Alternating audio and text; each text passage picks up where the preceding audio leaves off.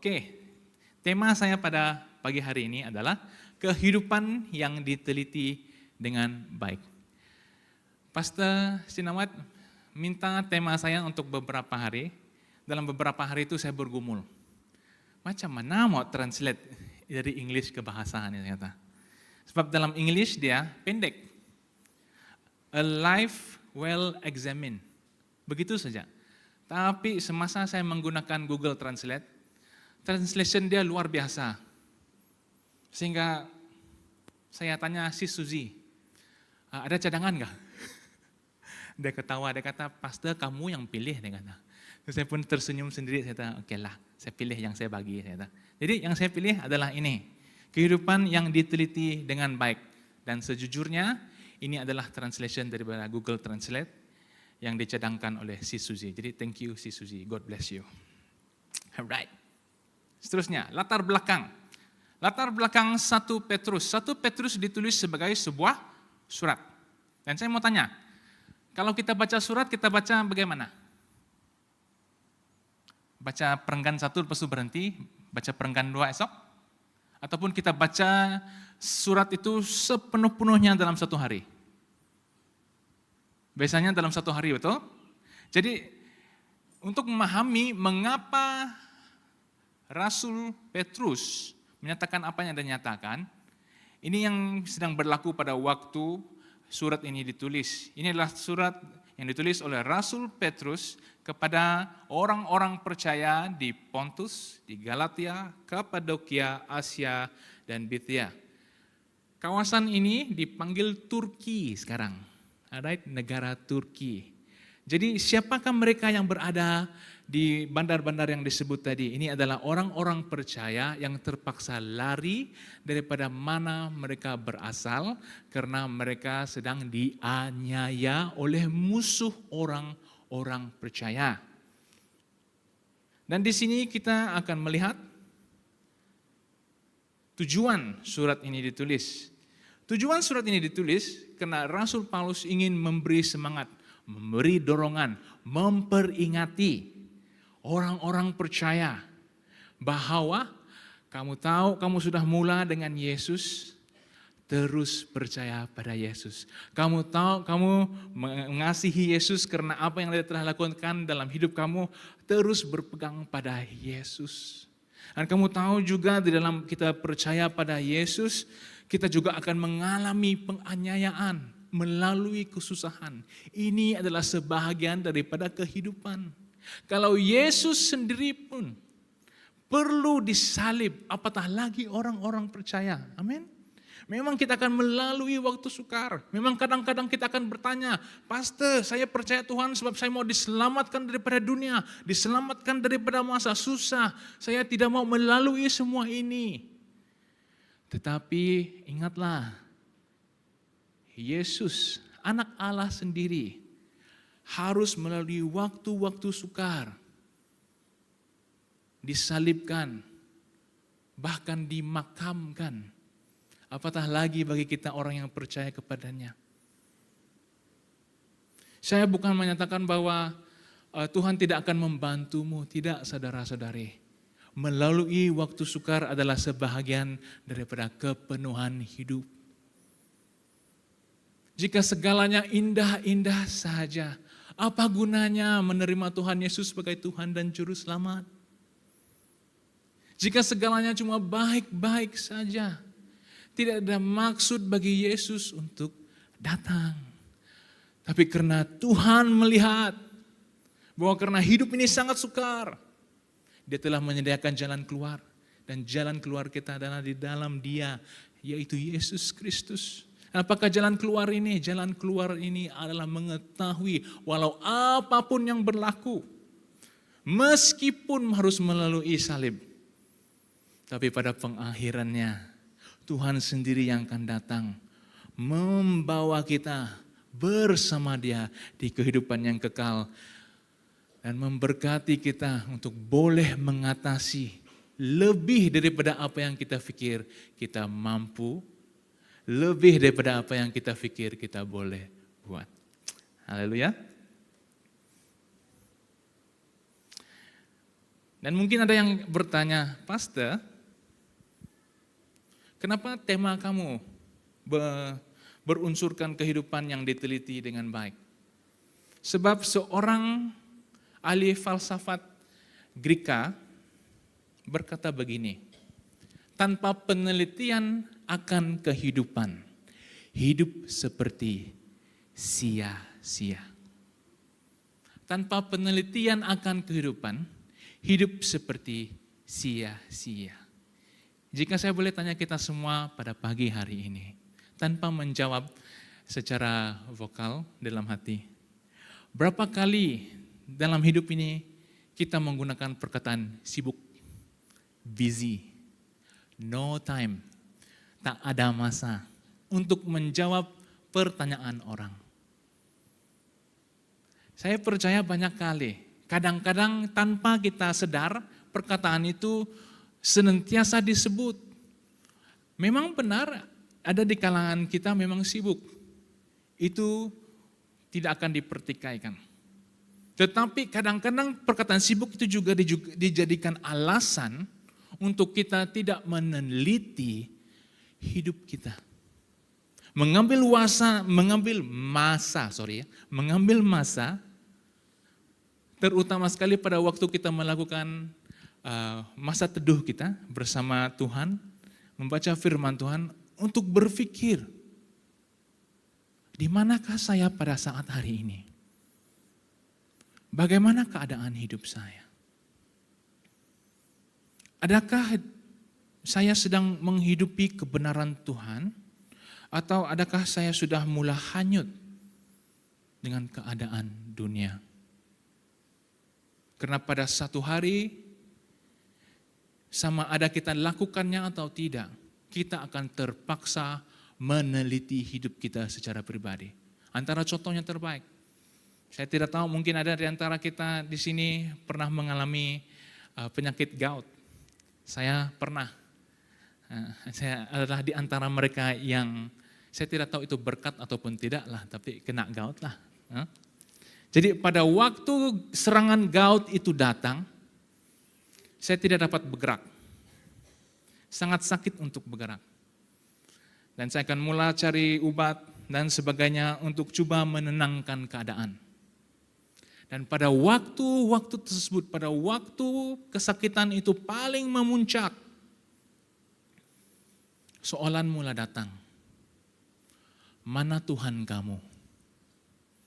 Siapa Tuhan kamu? Adakah kamu sudah melakukan keputusan yang betul sehingga sekarang kamu kena gout? Banyak soalan kan? Mungkin bagi saya itu adalah waktu di mana saya mengalami gout. Mungkin ada di antara kita mungkin mengalami penyakit-penyakit yang lain. Mungkin yang teruk ataupun tidak.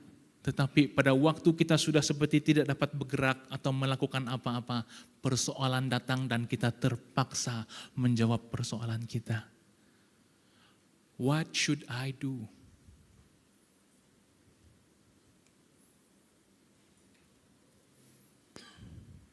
Nah, saudara-saudari, kita akan jawab soalan ini pada penghujung khotbah ini bersama-sama ya. Jadi kita akan masuk kepada poin kita yang pertama. Poin yang pertama, meneliti kedalaman jiwa.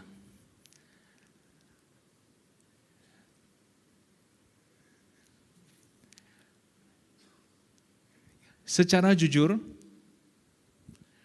berapa kali kita meneliti ke dalam jiwa kita dalam sehari?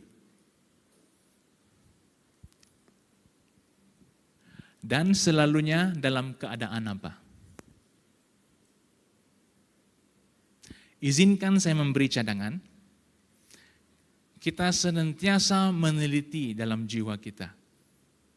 Bezanya, kita selalu melakukannya pada waktu kita mendengar lagu, mendengar informasi, video, ataupun mendengar khotbah.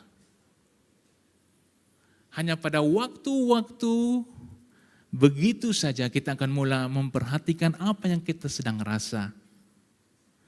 melalui lagu, melalui khotbah, melalui perbincangan podcast ataupun sebagainya. Tetapi selepas podcast, khotbah ataupun lagu itu berhenti, secara otomatis kita akan mula mencari pekerjaan yang baru, ingin melakukan sesuatu yang lain. Mungkin video yang baru, lagu yang baru, ataupun apa saja. Kita coba mengisi ke dalam jiwa kita sesuatu supaya kita tidak rasa boring, kita tidak rasa seperti bosan lah.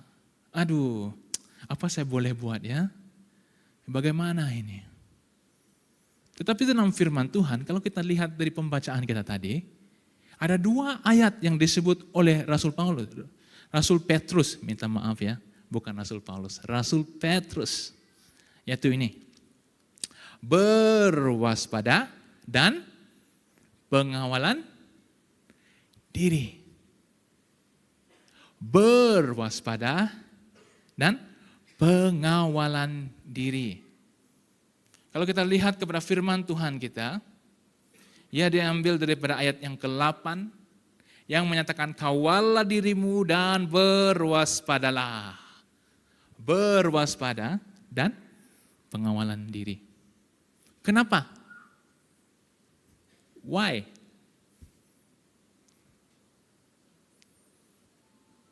Kenapa 2 ayat ini disebut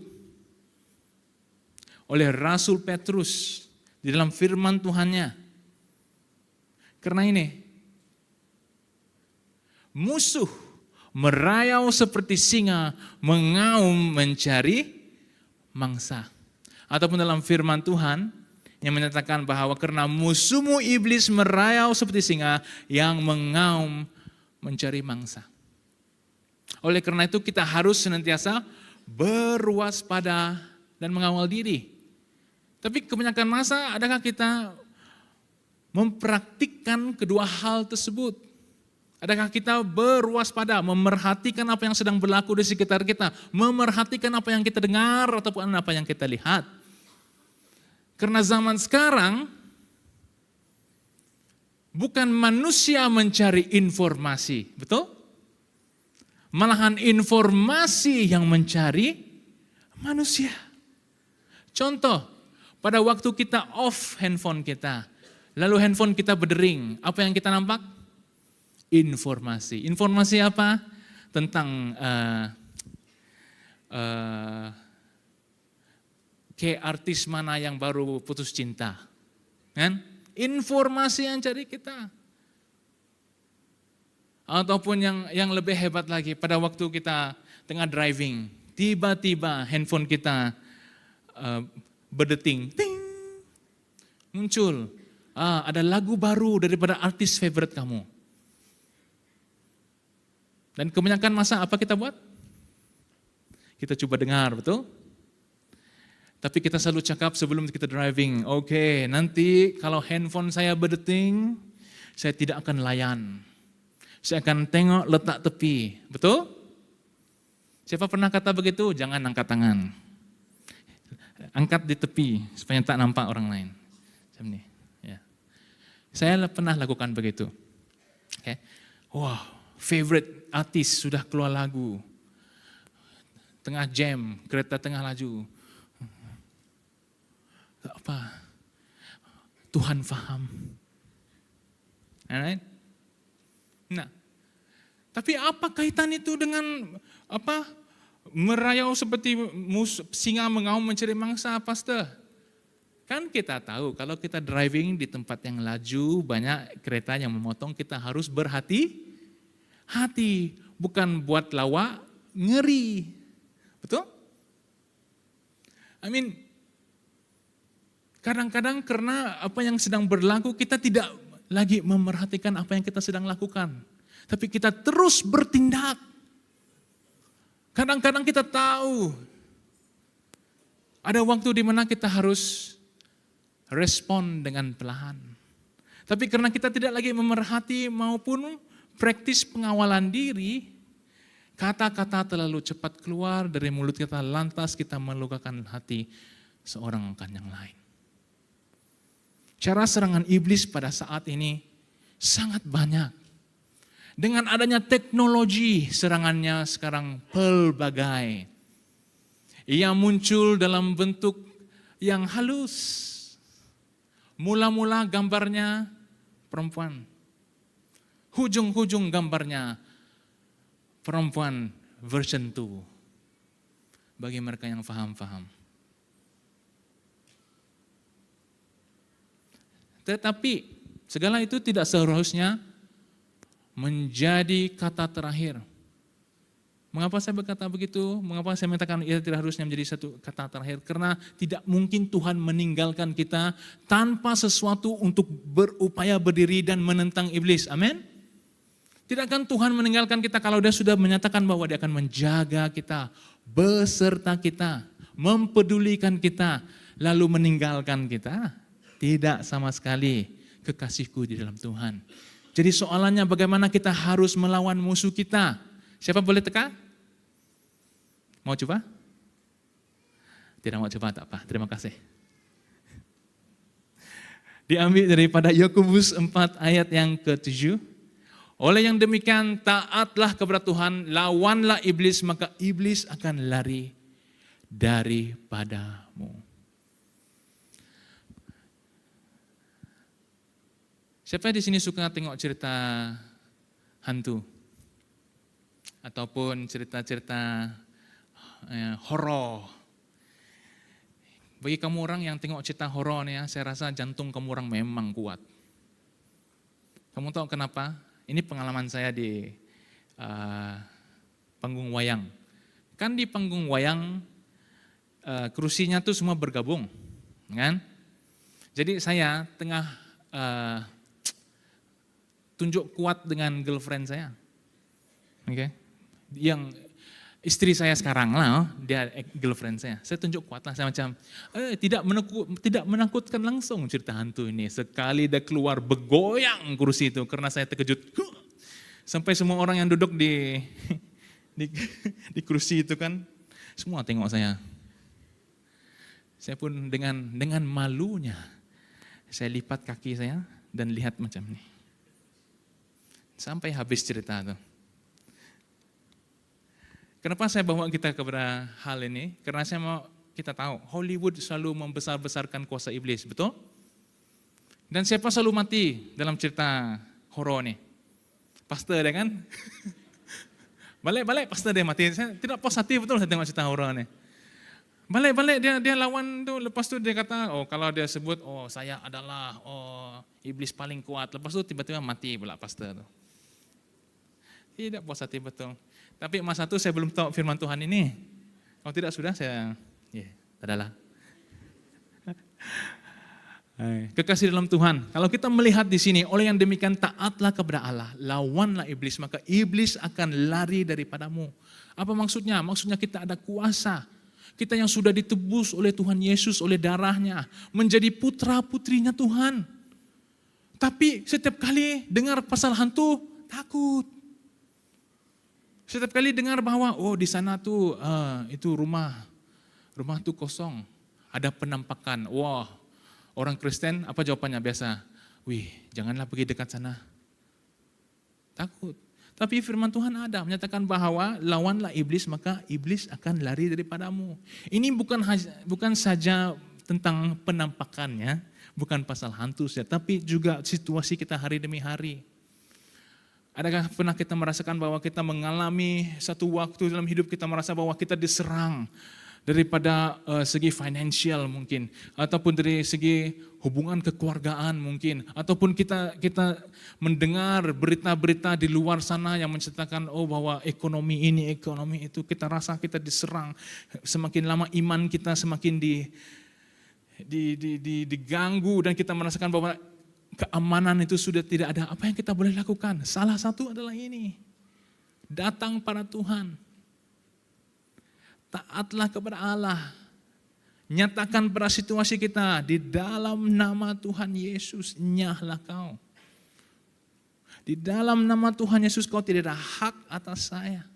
Saya mengerti apa yang sedang berlaku, tetapi Tuhan saya lebih besar daripada situasi saya. Lebih besar daripada apa yang berlaku di dalam dunia. Semua dunia ini empunya Yesus. Karena Tuhan sudah meletakkan dunia ini sebagai tempat Yesus merehatkan kakinya. On the footstool of Jesus Christ. Amin. Kalau kamu tidak amin, saya tidak tahu lagi lah. Seluruh umat Tuhan melalui perjuangan ini bersama, Anda tidak kesorongan. Saya mau memperingati kita semua. Saya tidak tahu apa sakit penyakit kamu saat ini. Saya tidak tahu apa yang kamu sedang alami di dalam financialmu, di dalam keluargamu, di dalam keadaanmu. Kamu tidak keseorangan. Kamu mungkin rasa keseorangan, tapi itu tidak betul. That is not true. Mengapa saya berkata begini? Karena tidak kira apapun yang kamu alami. Mungkin kesakitannya, tahap kesakitan, tahap yang Anda alami itu berbeda. Tetapi Anda berada di sana bersama dengan Tuhan. Dia tidak pernah meninggalkanmu, maupun dia membiarkanmu. Anda berada di sana karena Tuhan sedang membawa kamu kepada panggilannya. Mungkin kadang-kadang pada waktu kita mengalami kesakitan itu kita tidak paham, malahan kita lebih benci. Dan kita bertanya kepada Tuhan, kenapa ini tidak adil? Dan saya percaya banyak sekali di antara kita yang sudah mengalami hal-hal yang tidak adil pada waktu Tuhan bawa kita keluar. Kita makin memuji Tuhan karena lewat daripada situasi itu, ia menjadi kesaksian kita. Kegagalan yang kita lihat pada waktu kita mengalaminya yang sangat menyakitkan itu akhirnya menjadi berkat bukan hanya bagi kamu tapi bagi semua yang mendengar. Kadang-kadang kita terlalu melihat ke dalam sehingga kita lupa panggilan kita lebih daripada itu. Yang membawa kita kepada poin yang kedua. Inisiatif untuk memimpin.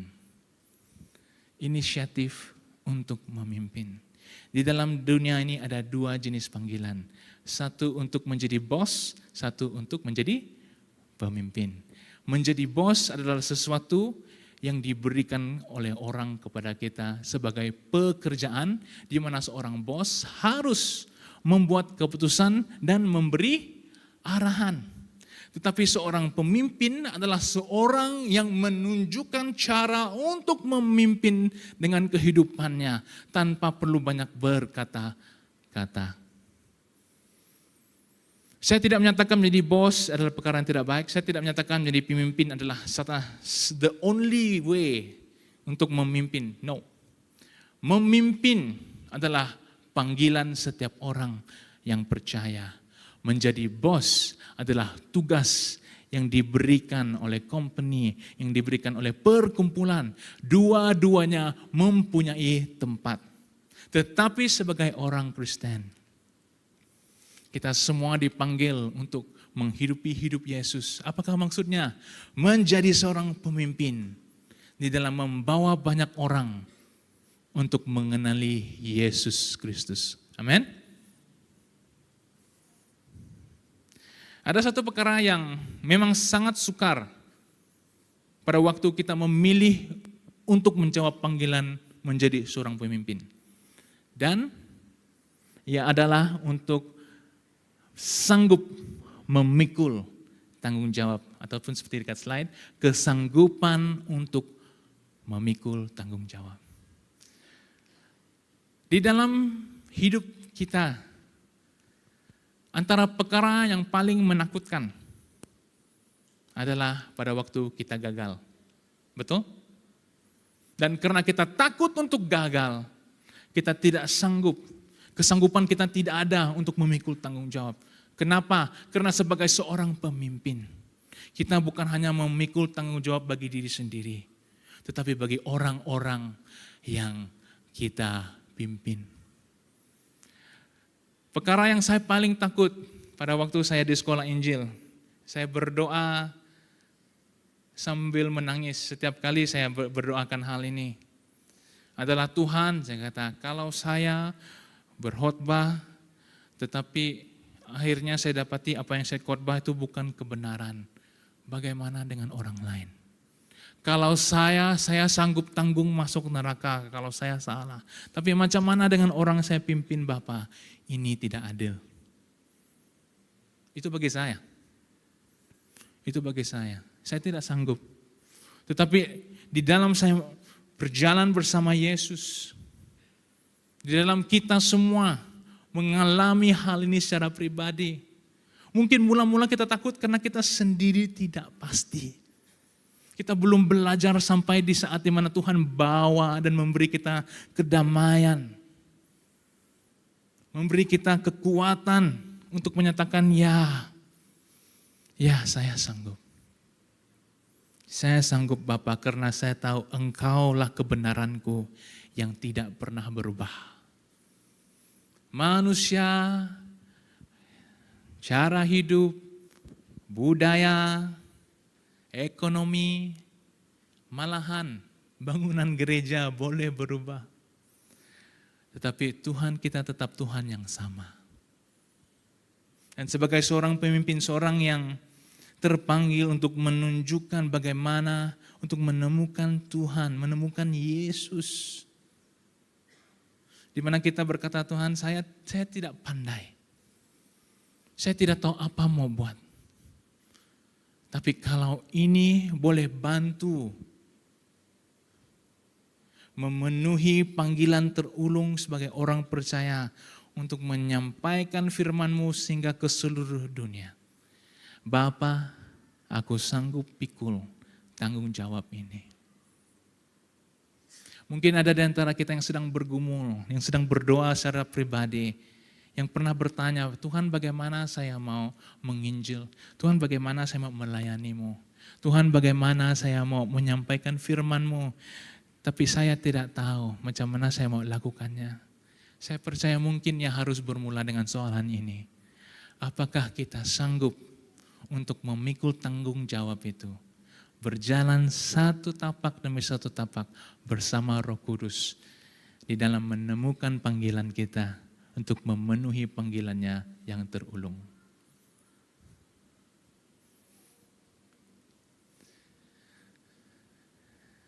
Contoh yang terbaik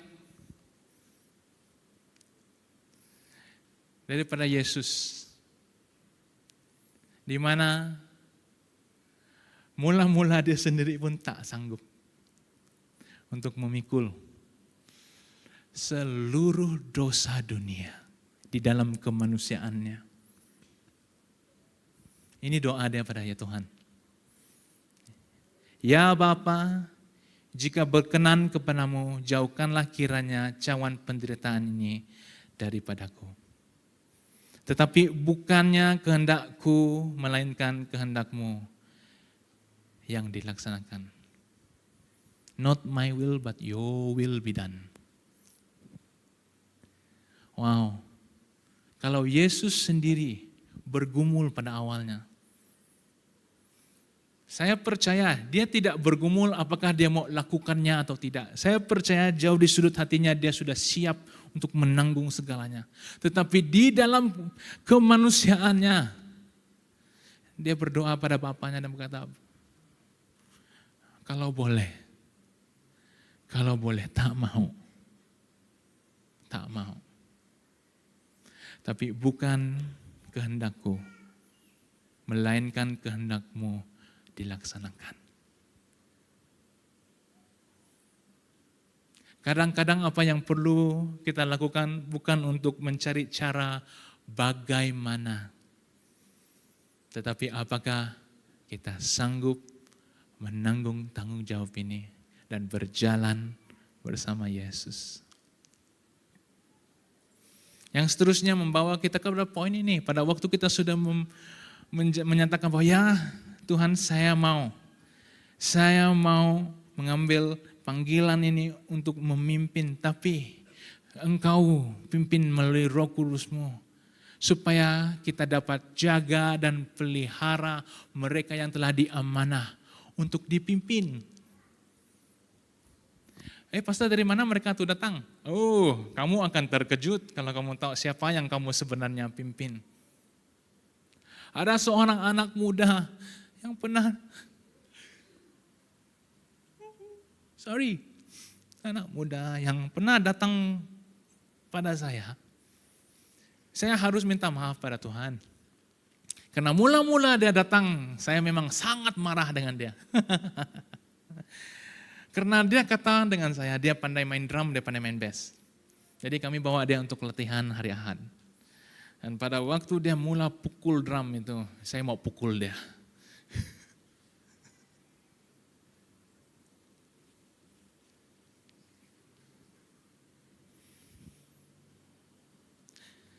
Dan saya kata, boleh kamu pindah main bass kah?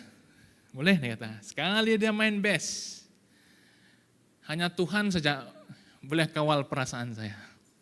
Karena saya sudah out of control masa itu. Saya lihat musician yang lain, mereka pun lihat saya. Dan saya tenung wajah anak muda ini. Dan kata, betul kamu pandai main kah? Bisa, betul pastor, dia kata, dengan penuh confident. Saya lihat ketua pelayan kami orang, saya kata, brother, adakah kita mau suruh dia main lagi kah? Dia kata, biar saja tidak ada orang lain, dia kata. Jadi pada hari Ahad, pada waktu lagu pertama dinyanyikan, segala puji syukur, saya langsung tidak bersyukur. Tak bersyukur. Dan daripada sana, dia selalu datang pergi rumah. Saya selalu cari cara macam mana mau halau dia. Pastor pun pandai halau orang. Tidak, waktu itu sebab saya sakit hati. Sudahlah, sakit hati dia datang lagi kan. Ini yang pandai main drum dan bass tuh. Ya. Saya buka ini di hadapan kamu untuk lihat. Dan kamu tahu yang paling cerita yang paling lawak dalam semua hal ini. Dia adalah salah seorang anak muda yang Tuhan hantar untuk saya pimpin. Sampai hari ini saya masih rasa bersalah. Karena permulaannya memang tidak bagus betul. Tetapi dia tetap datang tiap minggu pergi rumah. Dan dia mula tanya soalan. Dia mula mau belajar. Dan dia kata satu hal ini. Dia kata, pastor, dia kata, kamu boleh marah saya, dia kata. Tegur saya secara terbuka, dia kata. Saya akan tetap datang balik pergi rumah kamu. Lepas itu dia ketawa.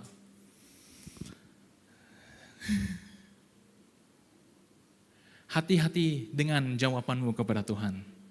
Karena pada waktu kamu kata, kamu sanggup tanggung, dipersilakan. Jangan takutlah, Tuhan akan membawa. Dan kamu tahu satu perkara yang saya sangat bersyukur kepada Tuhan. Di penghujungnya, dia melayani di gereja uncle saya di Kuching. Dan mereka puji-puji dia. Bagus budak ini. Siapa budak tuh? Ini nama dia. Itu. Puji Tuhan lah. Tapi jauh di sudut hati saya bersyukur karena diberi kesempatan untuk melihat. Kadang-kadang orang yang Tuhan bawa dalam hidup kita, yang diamanahkan untuk kita pimpin, kita tak sangka, kita pikir kita sedang lakukan. Tapi pada waktu Tuhan guna apa yang kamu lakukan, pada waktu kamu kata, saya sanggup, saya mau. Wow. Tapi yang saya sampai hari ini heran, tiba-tiba dia pergi Kuching sana, ada girlfriend dia terus. Masa dia dengan saya di tempat saya melayani dulu, tidak ada siapa mau respon dengan dia. Tapi pada waktu dia pergi Kuching, terus dia ada girlfriend, kemuliaan bagi Tuhan. Jangan tepuk, jangan tepuk. Aduh. Dan kadang-kadang pada waktu kita memimpin orang yang diamanahkan Tuhan kepada kita, kadang-kadang kita gagal, kan? Kadang-kadang kita coba yang terbaik, tapi kita masih gagal. Kita kata, aduh Tuhan macam mana? Kamu lihat, saya tidak dapat lakukan lagi. Tetapi orang yang kita pimpin boleh lihat hidup kita. Kenapa? Karena kalau mereka lihat pemimpin yang mereka ikut itu meletakkan keperluan yang dipimpin dahulu daripada keinginan diri sendiri, mereka tahu hati kita di tempat yang betul. Kalau saya tanya secara jujur, berapa kali kita ikut orang-orang yang kita sanjung, yang kita hormati, bukan karena mereka senantiasa berupaya melakukan yang hebat dan luar biasa, tapi kadang-kadang biasa-biasa saja, tetapi karena kita tahu hati mereka di tempat yang betul. Pastor-pastor yang khotbahnya macam saya lah, khotbah yang biasa-biasa saja. Tapi orang mau dengar bukan apa? Karena mereka lihat Tuhan yang sedang bekerja. Karena saya tahu bukan saya. Apa yang saya sampaikan, saya ini cuma orang kata cerek apa? Teh punya air, cerek punya nama. Kan? Macam itulah bunyi dia. Karena yang kamu dengar ini adalah firman Tuhan. Dan kamu tahu bahwa siapa yang memimpin kamu itu kalau meletakkan keperluan kamu dahulu, kamu senang. Karena kamu tahu di dalam apapun keputusan yang dilakukan, kamu ada di balik pemikirannya. Amin. Dan perbezaan di antara membimbing dengan teladan dan paksaan. Bapak saya suka bermain dengan saya pada waktu saya berbincang dengan dia. Dia kata, lakukan apa yang saya suruh, bukan apa yang saya buat. Saya ketawa dengan dia. Dia kata, Dede, itu macam bunyi bos. Lepas itu dia pun ketawa, biasalah.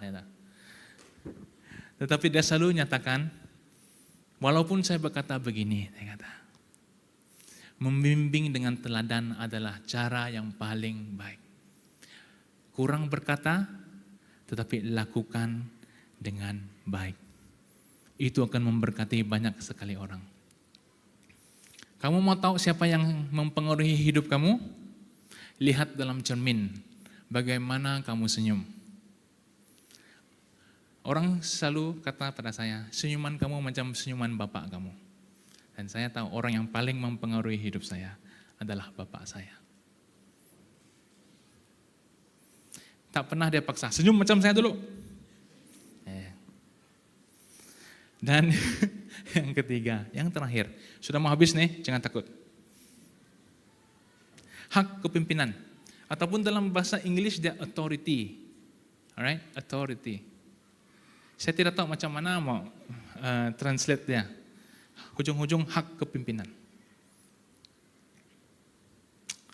Dalam hak kepimpinan, firman Tuhan yang ditulis oleh Rasul Petrus dalam suratnya menyatakan bahwa mendorong orang muda memilih untuk menghormati kepimpinan mereka yang tua. Ini memang biasa. Dalam budaya kita, ini perkara yang kita selalu coba lakukan. Amin. Menghormati orang yang lebih tua, terutama sekali bagi mereka yang lebih tua, dan memimpin kita. Yang poin kedua saya tidak mau sebut sebenarnya. Bukan karena saya tak setuju, tapi ia amat sukar dilakukan kadang-kadang.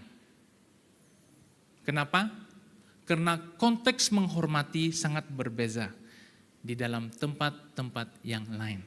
Kenapa para tua melayan para muda dengan hormat sesuai menjadi orang percaya.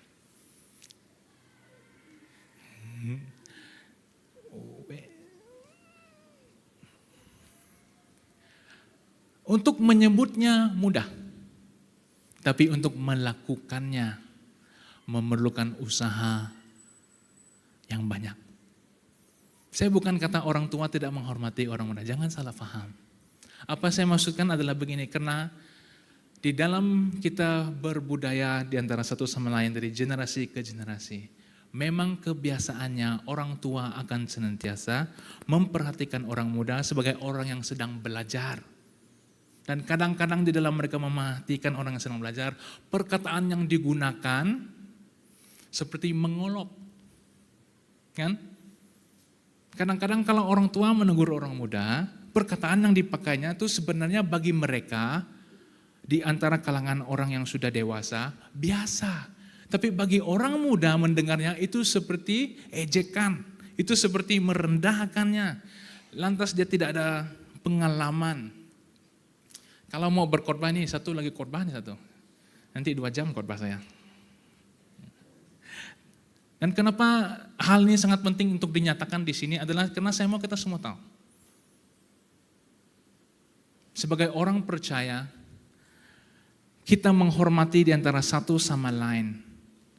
Tetapi untuk menelah maksud menghormati satu sama lain di antara orang muda dengan orang yang lebih tua, ada berbagai konteks. Kita tidak boleh melihat menghormati itu hanya daripada satu cara saja. Karena ada cara lain untuk menghormati kan? Menghormati kedudukan, menghormati karakter, menghormati posisinya sebagai bapak atau ibu, sebagai anak, menghormati cara tindak tanduknya. Sangat banyak. Tetapi intisari daripada semua ini adalah bagaimanapun dan dimanapun cara kita melihat satu sama yang lain, tua ataupun muda, harus disertakan mula-mula dengan kasih yang akan memberi kita kekuatan untuk menghormati satu sama yang lain.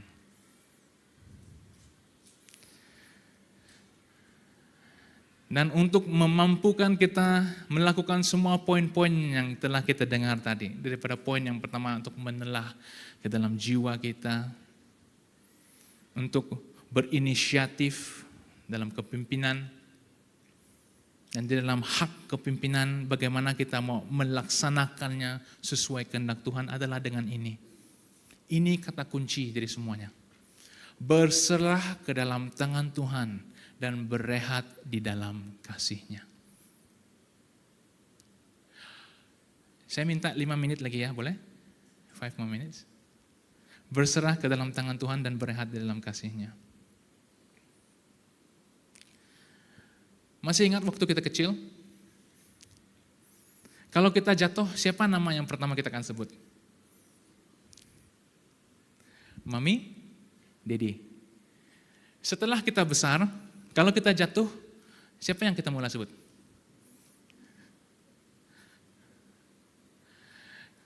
Tidak ada kan? Kamu tahu kenapa? Karena setelah kita membesar, kita belajar untuk menjaga diri sendiri, betul? Dan di dalam kita belajar menjaga diri sendiri, kita sudah semakin kompleks dalam karakter kita. Kita boleh drive sendiri ke hospital, telepon ambulan, dan sebagainya. Dan cara tersebut terpengaruh di dalam kehidupan rohani kita. Betul? Sepatutnya kalau kita di dalam apapun situasi, kita bermula dengan Tuhan. Betul? Datang pada Tuhan, baru tadi kita cabut berserah ke dalam tangan Tuhan dan berehat dalam kasih-Nya. Tapi ini adalah perkara terakhir yang kita lakukan. Habis semua usaha baru kita kembali kepada Tuhan. Walhal seperti anak kecil, masa kita jatuh, kita boleh saja datang, Tuhan, Tuhan tolong. Jangan sampai kita perlu mengalami pengalaman yang memeritkan. Mungkin ada di antara kita yang baru hilang pekerjaan. Tapi apa yang kita mulai buat? Kita cari pekerjaan baru, tengok newspaper, tengok Facebook dan sebagainya. Sampai stres, lepas stres, gaduh lagi. Lepas gaduh lagi, masalah double, bukan berkurangan. Lepas itu di dalam keadaan marah dan beremosi, membuat keputusan, menyatakan perkataan-perkataan yang tidak patut. Walhal kalau kita mulai dengan Yesus, mungkin masih kecewa, mungkin masih mencari, mungkin belum terima jawaban daripada Tuhan. Tetapi hatimu dan mindamu dijaga di dalam tangan-Nya dan di dalam rehat yang kita temukan di dalam kasih-Nya. Amin? Yang ini kau boleh amin lah. Amin? Karena ketahuilah saudara-saudari dalam kasih Tuhan. Pada waktu kita memilih untuk berjalan terlebih dahulu dengan Tuhan. Semua yang lain, yang tanggung jawab, melakukan, menyalami jiwa, Roh Kudus akan datang dan tolong. Dan damai sejahtera itu akan turun bagi kita, menjaga kita. Dan saya akan tamat dengan cerita tentang Simon anak Yohanes. Siapa tahu Simon anak Yohanes? Siapa tahu? Kalau kamu tidak tahu, saya bagi tahu. Simon anak Yohanes adalah Simon Petrus. Nama dia sebelum dia jadi Rasul Petrus. Kenapa saya mulakan dengan namanya Simon anak Yohanes? Karena pada waktu dia sudah mengkhianati Tuhan Yesus, menyangkal Tuhan Yesus 3 kali, dipanggil oleh Tuhan sebagai iblis. Yesus panggil dia iblis karena dia menyatakan sesuatu dan seperti ingin menghalang pekerjaan Tuhan. Yesus tunggu di tepi sungai masak. Pada waktu Petrus tahu bahwa itu Yesus, dia terus berenang kepada Yesus. Dan kamu tahu bagaimana perasaan seorang yang datang untuk minta pengampunan? Saya tahu, dan saya percaya kita semua tahu. Kamu berada di sungai, kamu lihat Yesus tengah masak. Dengan segala perasaan rindu, sayang, takut, rasa bersalah, rasa seperti pengkhianat tidak layak. Dan kita melihat Yesus. Dan Yesus kata apa? Bawa ikan kamu tangkap tadi itu. Dia tidak cakap apa-apa. Bawa ikan kamu tangkap, mari kita makan. Dan setelah dia makan, dia datang pada Simon dan berkata, Simon, adakah kamu mengasihi saya melebihi semua yang ada di sini? Apa Simon kata? Ya, saya mengasihimu. Dan soalan kedua Yesus pendek. Kenapa? Karena pada waktu Simon menjawab soalan yang pertama, dia tidak kata, saya mengasihimu lebih dari segalanya, saya tidak akan menyangkalmu. Dia serahkan semua itu kepada Tuhan, kegagalannya, perkara yang dia telah lakukan yang dia malu, dia serahkan dia pada Tuhan, pada Yesus. Dan oleh karena itu Yesus memendekkan soalannya. Simon, adakah kamu mengasihi saya? Dan Simon pun berkata, ya, saya mengasihimu. Jaga dombaku. Dan soalan yang terakhir. Simon, adakah kamu mengasihi saya? Dan di dalam perasaan yang sangat, mungkin dia sudah macam di dalam semua perasaan yang bermain dalam hati dan jiwa dia. Dia jawab, Tuhan, kamu tahu saya sangat sayang kamu. Melebihi semua yang saya ada. Yesus kata, jaga dombaku, ikutlah aku. Mungkin ada di antara kita berada dalam situasi ini. Mungkin kamu sekarang berada dalam soalan yang pertama. Mungkin kamu rasa macam kamu membawa banyak sekali beban dalam hidup. Banyak sekali kamu rasa yang Tuhan tidak akan terima saya tidak layak. Jangan takut, ada soalan kedua. Dan soalan yang ketiga yang akan membantu kamu daripada satu tapak ke satu tapak lagi. Yesus tidak akan pernah meninggalkan kamu. Jika dia tidak tinggalkan Simon Petrus, dia tidak akan tinggalkan kamu. Bagaimana dengan Yudas, Pastor? Kalau Yudas mau, Yesus mau. Saya ulang sekali lagi, kalau Yudas mau terima pengampunan, Yesus pun mau mengampuni. Kenapa? Karena Yesus hanya lihat kepada keikhlasan Petrus. Mengingini untuk bersama. Dan Yesus kata, mari. Tidak lebih, tidak kurang.